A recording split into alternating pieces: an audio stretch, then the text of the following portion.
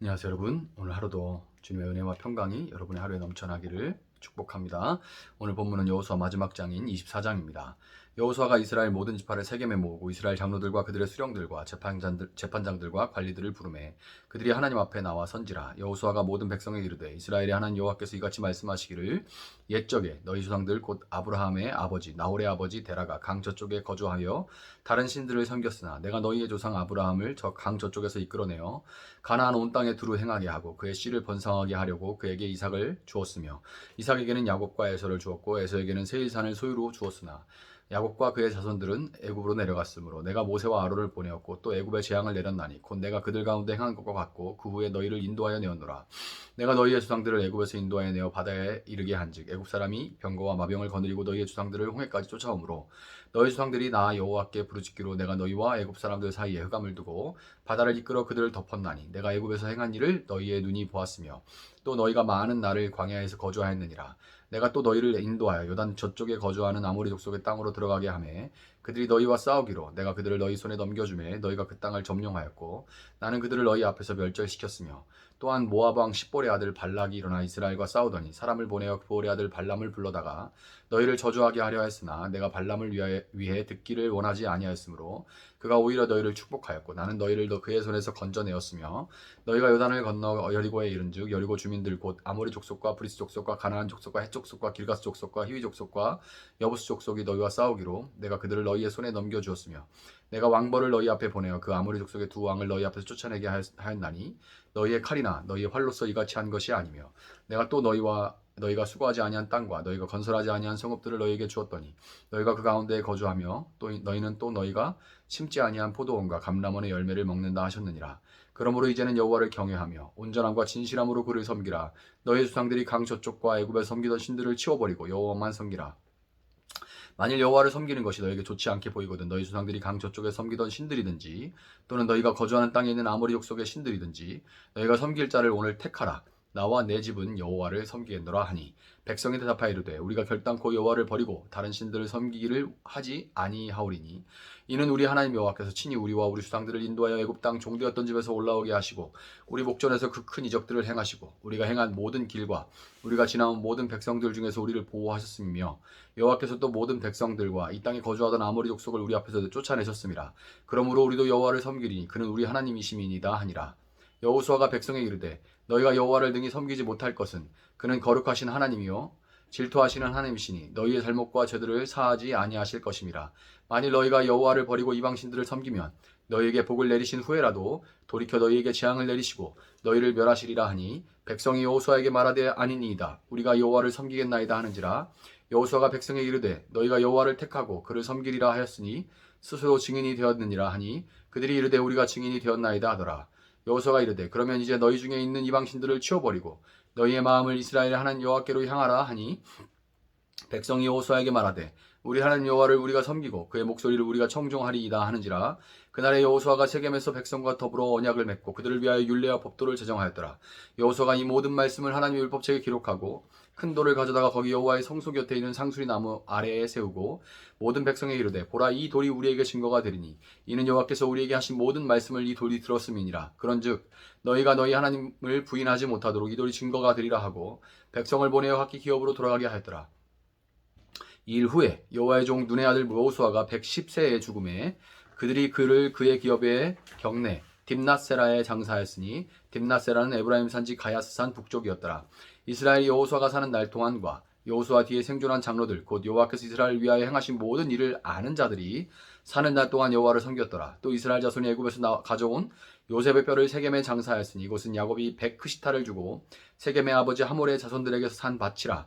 그것이 요셉 자손의 기업이 되었더라. 아론의 아들 엘다살도 죽음에 그들이 그의 아들 비느하스가 에브라임 산지에서 받은 산에 장사하였더라. 아멘. 자, 110세의 나이로 불꽃 같았던 그의 삶을 마무리하는 마지막 설교의 자리로 여호수아는 세겜을 선택했습니다. 모세도 이루지 못한 가나안 정복의 시작점이자 이집트의 수치가 굴러갔다. 다 굴러갔다는 의미를 가지고 있는 길갈. 요단강을 건너자마자 나온 그 지역이죠. 길갈. 또 가나안 정복 중에 온 이스라엘이 모여있던 그 본부요. 성소가 여호와의 언약궤가 있는 그 성소가 있는 실로도 있죠. 중요한 장소들이에요. 길갈, 실로. 그런데 이 장소들을 다 제쳐두고 여호수아가 하필이면 세겜을 택한 것은 본문 32절에 언급된 대로 그의 이 고별 설교가 곧 400여 년 전 이집트에서 이권만 한 채 마무리가 되지 못했던 요셉의 하관 예배였기 때문에, 관을 내린다 해서 하관이라 하죠. 하관 예배였기 때문에 그런 거예요. 그러니까 역사상 가장 긴 장례 절차, 바로 요셉의 장례입니다. 400년 걸린 거죠. 입관만 하고 이제서야 하관을 하는 거예요.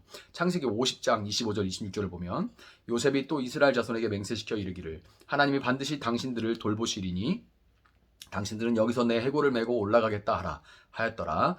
요셉이 110세의 죽음에 그들이 그의 몸에 향재료를 넣고 애굽에서 입관하였더라.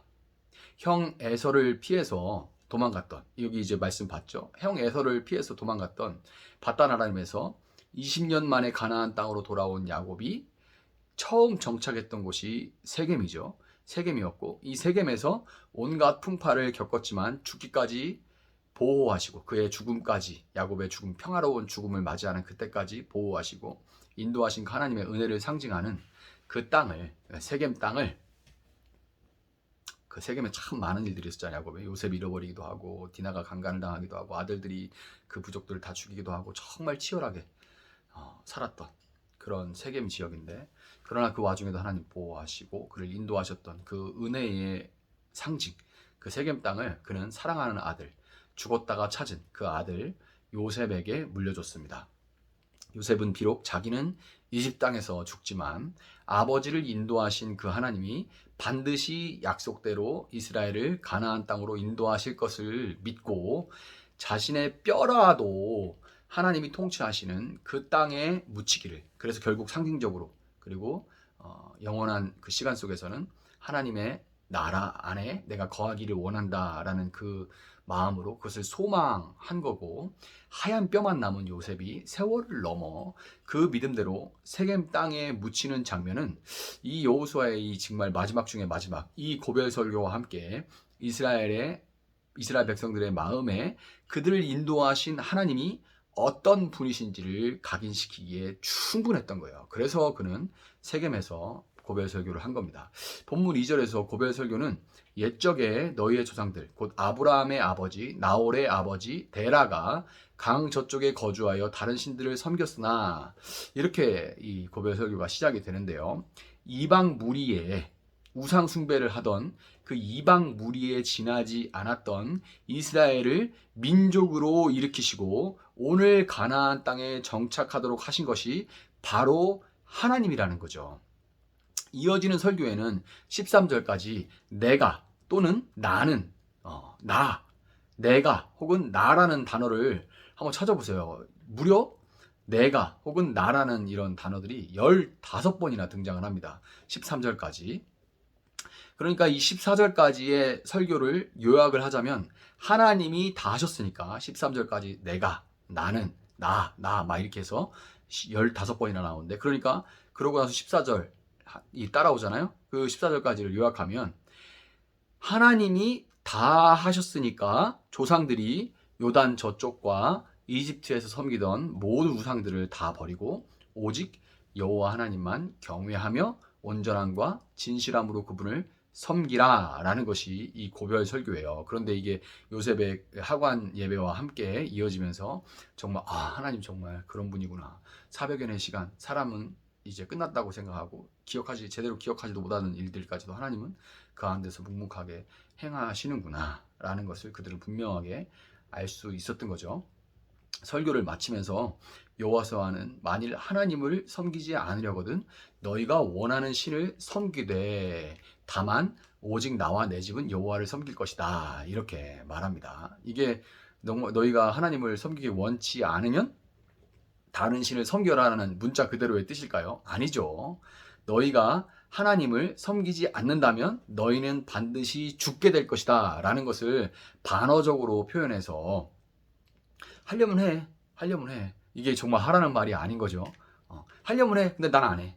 이렇게 하면 너희도 하면 죽는다 얘기죠. 그러니까 이게 더욱 강하게 표현을 한 겁니다. 여호수아의 도전에 이스라엘 백성들, 여호수아의 이런 강한 도전에 이스라엘 백성들은 16절과 같이 우리가 결단코 여호와를 버리고 다른 신들을 섬기기를 하지 않겠습니다. 이렇게 답을 하는데요. 설교한 사람으로서 청중들이 아멘, 그리고 우리가 그 말씀하신 대로 하나님만 섬기고 살겠습니다, 이렇게 반응을 하면 한마디로 정말 은혜 받았습니다. 그러니까 그 말씀대로 한 주간 열심히 살아가겠습니다, 이렇게 말하면 저 같으면 참 감사하다, 설교 준비 열심히 한 보람이 있다, 이렇게 생각을 할 텐데, 여호수아는 19절의 말로 이 설교가 끝나고 난 이 훈훈한 분위기를 아주 깨뜨려 버리고 찬불을 끼얹어 버립니다. 뭐라고 합니까? 너희가 여호와를 능히 섬기지 못할 것은 그는 거룩하신 하나님이요 질투하시는 하나님이시니 너희의 잘못과 죄들을 사하지 아니하실 것임이라, 이렇게 말을 해요. 이게 무슨 소리야 이게? 너희들은 절대로 하나님을 섬기지 않을 거고 실패하게 될 거야, 이런 말인 거죠. 이런 말이에요. 근데 이럴 거면 대체 세겜이라는 의미 있는 장소까지 고려해서 애써 고별 설교를 왜 했는지 모르겠어요. 시커 설교해서 아멘, 은혜 받았습니다, 꼭 그렇게 살겠습니다 라고 말하는데, 아니 너희들은 그렇게 못 살걸? 너희는 실패하고 말 거야, 이렇게 말할 거면 그럼 뭐로 그 세겜까지 와서 그런 설교를 해요? 여호수아가 그렇게 반응한 이유를 우리는 17절 18절에서 찾을 수가 있습니다. 백성들은 자신들이 오직 하나님만 섬기겠다고 하는 그런 이유로 뭐라고 하냐면, 하나님이 자신들을 인도하시고 보호해 주셨기 때문에 우리가 하나님을 섬기겠다, 이렇게 말을 해요. 이게 뭐가 문제가 있나, 너무 당연한 거 아닌가 라고 생각할 수도 있지만, 이 말을 자세히 보면 이런 뜻인 거예요. 하나님이 우리에게 이렇게 저렇게 해주셨으니까 우리도 거기에 보답하겠습니다, 이런 의미인 거예요. 여러분, 우리가 부모님의 은혜를 갚는다고 하지만 사실 누구도 그 은혜를 다 갚을 수는 없는 것처럼 하나님의 은혜에 보답을 할 수 있는 인간은 없어요. 또 사람이 어떤 보답을 한들 하나님의 그 은혜에 정말 바다 같은 곳에 물 한 숟가락이라도 거기에 얹을 수가 있겠습니까? 그러다 보니까 오히려 이렇게 내가 보답하겠다, 이런 마음으로 신앙생활을 하면 결국 지쳐 나가 떨어지거나 늘 양심의 가책을 받을 수밖에 없죠. 지쳐 나가 떨어지거나 형식주의에 빠지거나 아니면 나는 그래도 이 정도 하고 있다는 어떤 교만함과 또 교만함과 세트로 다니는 거, 함께 뭐 타인을 정죄하는, 이렇게 교만하면 항상 타인을 정죄하죠. 나는 이만큼 하는데 왜 쟤는, 이런 정죄하는 자리에 빠져버리게 되고 마는 거예요. 여호수아는 하나님은 질투하시는 하나님이다, 이렇게 말하는데요. 질투는 사랑하는 마음이 있기 때문에 생기는 감정이죠. 아무 관심도 없고 사랑하는 마음도 없는데 질투가 생길 수는 없죠.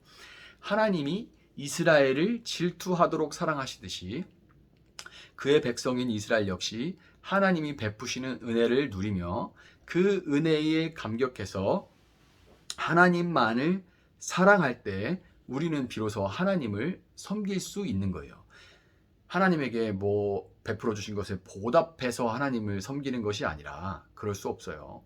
하나님이 질투하시도록 우리를 사랑하는 것을, 그 사랑을 우리가 받아 누리며 그 사랑에 감격해서 그 사랑에 반응할 때, 그래서 우리도 하나님을 사랑할 때 비로소 하나님을 우리가 섬긴다고 말할 수 있는 겁니다.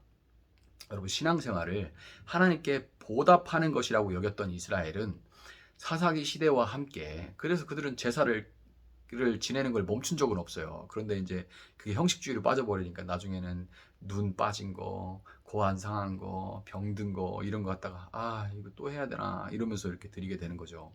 이런 그걸 이제 보답한다고 생각하고 신앙생활을 하니까 그런 거예요. 이렇게 보답해야 또 베풀어 주지, 그리고 또 보답해야 또 베풀어 주지, 이런 식으로 되는 겁니다. 이런 생각을 하고 있던 이스라엘은 결국에 사사기 시대와 함께 함께 나라를 잃고 또 바벨론의 포로로 잡혀갈 때까지 이 신앙의 원리를 깨닫지 못하고, 보답하는 게 아니라 사랑으로 반응하는 거다, 그 사랑을 먼저 누리고 그 사랑에 충만하고 사랑에 겨워서 그거에 반응하는 거다라는 것을 깨닫지 못하고 오랜 시간을 방황하게 됩니다. 여러분, 아브라함은 아내를 팔던 비겁자였고 세상 찌질한 사람이었죠. 야곱은 거짓말쟁이였고 모세는 살인자였습니다. 모세는 살인자였어요. 그러나 그들을 마침내 믿음의 조상이요 민족의 인도자로 변화시킨 것은 그들을 택하시고 부르시고 세워가신 하나님의 은혜와 사랑이었습니다. 동일한 그 하나님의 은혜와 사랑이 지금 여러분에게 느껴지든 그렇지 않든 여러분의 삶 가운데도 동일하게 역사하고 있습니다. 하나님이 하시는 만큼 내가 보답하고 내가 보답하는 만큼 하나님이 다시 주신다고 여기는 어떤 기계적인 관계가 아니라 질투하도록 여러분을 사랑하시는 그 사랑을 충만히 알고 믿고 배우고 누리고 경험하면서 그 사랑에 반응하여 여러분이 딛고 사는 가나안 땅에 그 사랑을 전하는 그런 삶을 살아가신 여러분들이 되기를 예수님의 이름으로 축복합니다. 제가 한번 기도하겠습니다. 사랑하시는 하나님 감사합니다. 이렇게 여호수아를 마무리하게 하시니 감사합니다. 여호수아의 모든 말씀이 한 장 한 장 우리 마음 가운데 깊이 새겨지게 하여 주시고 우리의 여호수아 되셔서 우리 마음에 찾아오신 예수님과 함께 우리의 마음 안에 있는 모든 죄악들, 죄악의 도성들을 다 정복하고 또한 우리에게 맡겨주신 가나안 땅에 하나님의 사랑과 그 은혜를 하나님의 다스리심을 증거하며 살아갈 수 있는 저희들의 삶이 될 수 있도록 하나님 함께하여 주시옵소서. 하나님을 따라가 사는 삶이 참 두렵고 막막한 삶입니다. 그러나 우리의 작음보다 하나님의 크심, 우리의 변덕스러움보다 하나님의 신실하심을 바라보며 우리가 한 걸음 한 걸음 주님과 함께 동행하며 결국에 이 땅을 하나님 다스리신 땅으로 변화시켜 나가는 그 모습을 보는 그리고 감격하고 하나님을 찬양하는 저희들의 삶이 될 수 있도록 하나님 함께하여 주시옵소서. 감사하며 예수님의 이름으로 기도합니다. 아멘. 오늘 주신 말씀 붙들고 계속해서 기도합니다.